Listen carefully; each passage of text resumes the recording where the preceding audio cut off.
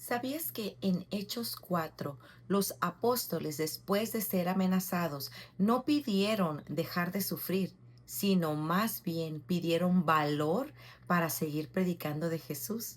Hoy estamos en nuestro día 131 de nuestro plan de estudio leyendo el Nuevo Testamento y Salmos en un año. Oramos juntos. Gracias te damos, amado Señor, en este día. Padre, te pedimos que nos ayudes en esta lectura, guíanos a través de tu palabra. Ilumina nuestras mentes, enséñanos a meditar diariamente en tu palabra en nuestras vidas. En el nombre de tu Hijo amado Jesucristo te lo pedimos y decimos amén. Hechos 4. Arresto de Pedro y Juan. Mientras Pedro y Juan hablaban al pueblo, se les echaron encima los sacerdotes, el capitán de la guardia del templo y los saduceos, indignados porque enseñaban al pueblo y anunciaban en Jesús la resurrección de entre los muertos. Les echaron mano y los pusieron en la cárcel hasta el día siguiente, pues ya era tarde. Pero muchos de los que habían oído el mensaje creyeron, llegando el número de los hombres a 5,000. Pedro y Juan ante el concilio. Sucedió que al día siguiente se reunieron en Jerusalén sus gobernantes, ancianos y escribas. Estaban ahí el sumo sacerdote Anás, Caifás, Juan y Alejandro, y todos los que eran del linaje de los sumos sacerdotes, poniendo a Pedro y a Juan en medio de ellos. Les interrogaban: ¿con qué poder o en qué nombre han hecho esto? Entonces Pedro, lleno del Espíritu Santo, les dijo: gobernantes y ancianos del pueblo, si se nos está interrogando hoy por causa del beneficio hecho a un hombre enfermo, de qué manera éste ha sido sanado, sepan todos ustedes y todo el pueblo de Israel que en el nombre de Jesucristo el Nazareno, a quien ustedes crucificaron y a quien Dios resucitó de entre los muertos, por él este hombre se halla aquí sano delante de ustedes. Este Jesús es la piedra desechada por ustedes, los constructores, pero que ha venido a ser piedra angular. En ningún otro hay salvación, porque no hay otro nombre bajo el cielo dado a los hombres en el cual podamos ser salvos. Amenazados y puestos en libertad. Al ver la confianza de Pedro y de Juan y dándose cuenta de que eran hombres sin letras y sin preparación, se maravillaban y reconocían que ellos habían estado con Jesús. Y viendo de pie junto a ellos al hombre que había sido sanado, no tenían nada que decir en contra. Pero después de ordenarles que salieran fuera del concilio, deliberaban entre sí: ¿qué haremos con estos hombres?, decían, porque el hecho de que un milagro notable ha sido realizado por medio de ellos es evidente a todos los que viven en Jerusalén y no podemos negarlo. Pero a fin de que no se divulgue más entre el pueblo, vamos a amenazarlos para que no hablen más a ningún hombre en este nombre. Cuando los llamaron, les ordenaron no hablar ni enseñar en el nombre de Jesús. Pero Pedro y Juan les contestaron: ustedes mismos juzguen si es justo delante de Dios obedecer a ustedes en vez de obedecer a Dios, porque nosotros no podemos dejar de decir lo que hemos visto y oído. Y después de amenazarlos otra vez los dejaron ir, no hallando la manera de castigarlos por causa del pueblo, porque todos glorificaban a Dios por lo que había acontecido, porque el hombre en quien se había realizado este milagro de sanidad tenía más de 40 años. Oración de la iglesia. Cuando quedaron en libertad, fueron a los suyos y les contaron todo lo que los principales sacerdotes y los ancianos les habían dicho. Al oír esto, ellos unánimes alzaron la voz a Dios y dijeron: oh Señor, tú eres el que hiciste el cielo y la tierra, el mar y todo lo que en ellos hay. El por qué el Espíritu Santo, por boca de nuestro padre David, tu siervo, dijiste: ¿y por qué se enfurecieron los gentiles y los pueblos tramaron cosas vanas? Se presentaron los reyes de la tierra y los gobernantes se juntaron a una contra el Señor y contra su Cristo. Porque en verdad en esta ciudad se unieron tanto Herodes como Poncio Pilato, junto con los gentiles y los pueblos de Israel, contra tu santo siervo Jesús, a quien tú ungiste, para hacer cuanto tu mano y tu propósito habían predestinado que sucediera. Ahora, Señor, considera sus amenazas y permite que tus siervos hablen tu palabra con toda confianza. Mientras extiendes tu mano para que se hagan curaciones, señales y prodigios mediante el nombre de tu santo siervo Jesús. Después que oraron, el lugar donde estaban reunidos tembló y todos fueron llenos del Espíritu Santo y hablaban la palabra de Dios con valor. Todas las cosas en común. La congregación de los que creyeron era de un corazón y un alma. Ninguno decía ser suyo lo que poseía, sino que todas las cosas eran de propiedad común. Con gran poder los apóstoles daban testimonio de la resurrección del Señor Jesús y había abundante gracia sobre todos ellos. No había pues ningún necesitado entre ellos, porque todos los que poseían tierras o casas las vendían, traían el precio de lo vendido y lo depositaban a los pies del apóstol y se distribuía a cada uno según su necesidad. Y José, un levita natural de Chipre, a quien también los apóstoles llamaban Bernabé, que traducido significa hijo de consolación, poseía un campo y lo vendió y trajo el dinero y lo depositó a los pies de los apóstoles. Para reflexionar. El libro de Hechos muestra el poder del Evangelio en la vida de las personas y el poder del Espíritu para avanzar la obra. Los apóstoles predicaban a Cristo, su vida, muerte y resurrección sin temor a las consecuencias y con el poder del Espíritu Santo, declarándose testigos de lo que habían visto y oído. Ellos dijeron y dieron muerte al autor de la vida, al que Dios resucitó de entre los muertos, de lo cual nosotros somos testigos. Hechos 3:15.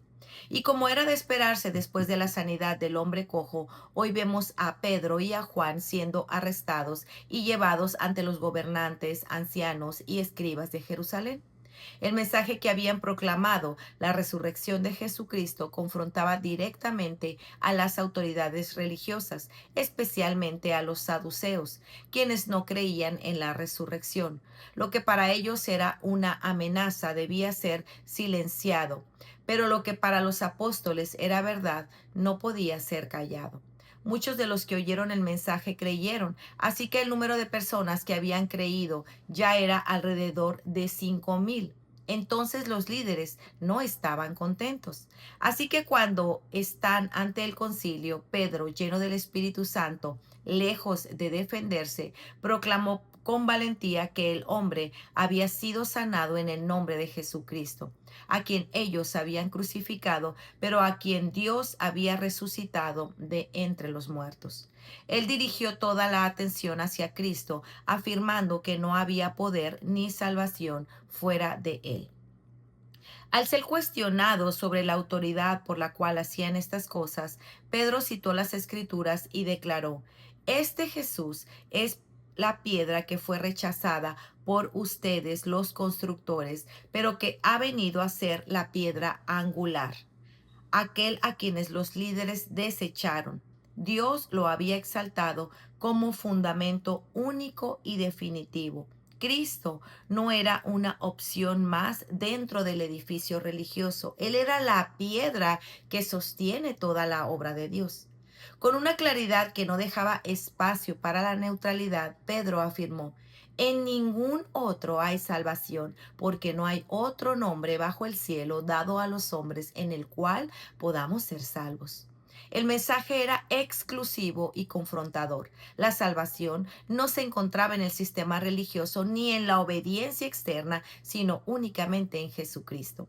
La defensa de Pedro no fue política ni emocional. Su denuedo dejaba a todos sorprendidos. Los gobernantes quedaron asombrados por el denuedo de Pedro y Juan, notando que habían estado con Jesús, sobre todo porque eran personas iletradas. No eran académicos ni seminaristas, eran sencillamente personas llenas del Espíritu de Dios, equipadas y enviados por él.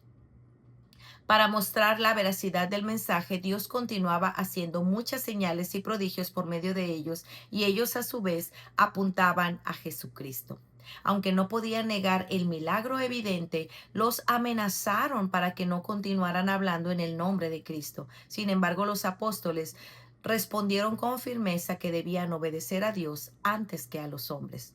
Siempre surgirán opositores que intenten interrumpir o detener la obra de Dios, pero la responsabilidad del creyente es confiar en su Dios antes de que temer a los hombres. Hoy aprendemos de los apóstoles que en medio de la persecución se regocijaban de ser considerados dignos de sufrir por Cristo. Wow, los apóstoles eran azotados, pero en lugar de sentirse como víctimas y levantar quejas contra el gobierno, ellos se sentían privilegiados de sufrir afrenta por su nombre. Al ser puestos en libertad, Pedro y Juan regresaron a la comunidad de creyentes y les contaron lo sucedido. Entonces la iglesia, unánime, elevó su voz en oración, reconociendo a Dios como el Señor soberano, creador de los cielos y de la tierra. La llenura del Espíritu Santo nos da el valor para transmitir la palabra de Dios sin diluir y sin temor a los que se oponen. Los saduceos no creían en la resurrección y por tanto eran alérgicos a este tipo de mensajes. Siempre tendremos personas que se oponen al mensaje del Evangelio y harán todo por obstaculizarlo. Pero Dios tiene testigos fieles y llenos del Espíritu Santo, dispuestos a llevar el mensaje de Dios ante a donde Dios los mande. Su obra no se detiene. Dios no nos necesita, pero es un privilegio ser parte de lo que Él está haciendo. ¿Estás dispuesto a ir a donde Él te envíe y sufrir por el Evangelio? El poder de una iglesia que ora. De nuevo vemos a la iglesia unánime, orando continuamente, reconociendo al Dios de los cielos y la tierra como el único que tiene el poder sobre todo. Es importante notar que cuando oraban no pedían protección, sino denuedo para llevar el mensaje. En su oración recordaron que la oposición contra Cristo y sus siervos no era un accidente, sino parte del plan soberano de Dios, tal como lo anunciaban las Escrituras. Se presentaron los reyes de la tierra y los gobernantes se juntaron a una contra el Señor y contra su Cristo, porque en verdad en esta ciudad se unieron tanto Herodes como Poncio Pilato, junto con los gentiles y los pueblos de Israel, contra tu santo siervo Jesús, a quien tú ungiste para hacer cuanto tu mano y tu propósito habían predestinado que sucediera. Hechos 4, 26 al 28. Lejos de intimidarlos, en verdad fortaleció su fe. La presencia del Señor era tan evidente en medio de ellos que el lugar tembló. Esta presencia de Dios tan evidente les llenaba de valor. Esta llenura era como la gasolina que necesitaban para continuar llevando el mensaje y el Señor, a través del poder de su Espíritu, continuaba agregando salvos a la iglesia, sanando y liberando para mostrar su poder. Una iglesia que no ora es una iglesia que no tiene poder para llevar a cabo la encomienda que Dios le ha dado de ser luz en medio de las tinieblas. Hechos 4 nos muestra que la iglesia avanza, no por ausencia de oposición, sino por la presencia poderosa de Dios en medio de ella.